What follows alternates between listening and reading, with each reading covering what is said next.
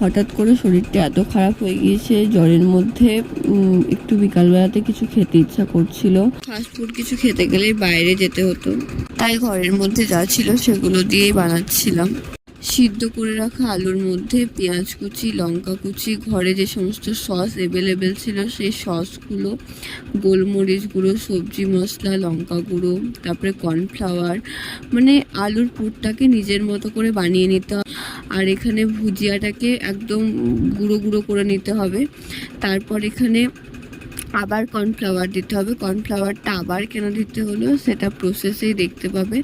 তারপরে জলটাকে একদম পুরু করতে হবে। তারপরে যে ঠাকুমা এখানে পুরু করে যেমনভাবে চপ বা বেগনি ভাজা হয় সেরকম ভাজতে হবে। দেখতে চপ বা বেগনির মতো হলেও একদম অন্যরকম এবং খেতেও অনেক সুন্দর হয়েছিল। কথাগুলো একটু অন্যরকম হলো কারণ শরীর খারাপ। আমি রান্না খুব একটা পারি না, ঠাকুমাই হেল্প করেছিল।